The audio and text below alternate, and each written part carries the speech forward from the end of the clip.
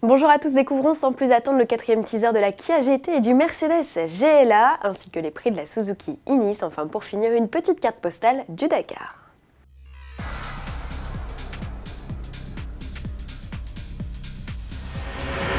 Fini les nouvelles plombantes, du moins pour aujourd'hui. Focus en ce mardi sur la Kia GT.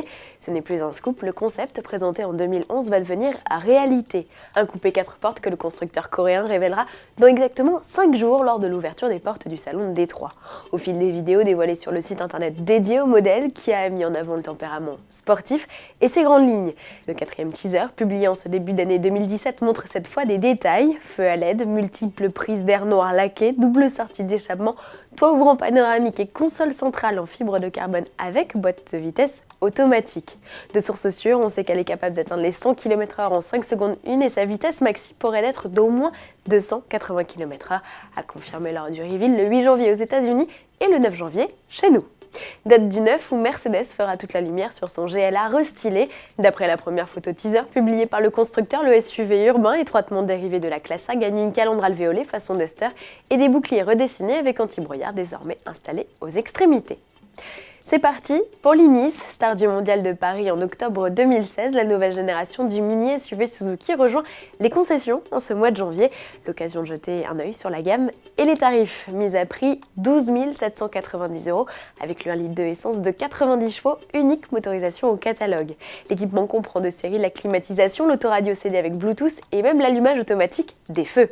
La finition supérieure privilège ajoute des barres de toit, des extensions de passage de roues et une banquette arrière coulissante. Un niveau à partir duquel on peut greffer 4 roues motrices. Comptez alors 14 990 €. Enfin, au top du top, l'Ignis Pack fait le plein d'aide à la conduite avec freinage actif d'urgence et alerte de franchissement de ligne, mais aussi d'équipements high-tech comme le système multimédia 7 pouces avec GPS et caméra de recul. Proposée en 2 ou 4 roues motrices, cette version est la seule à pouvoir s'équiper d'une boîte robotisée, comptez un peu plus de 16 000 €, ou d'un système d'hybridation simple. Les tarifs de la Ignis apparaissent plus attractifs que sa rivale toute trouvée, la Fiat Panda. On se quitte sur des belles images de la première étape du Dakar, où les concurrents ont quitté le Paraguay pour rejoindre l'Argentine.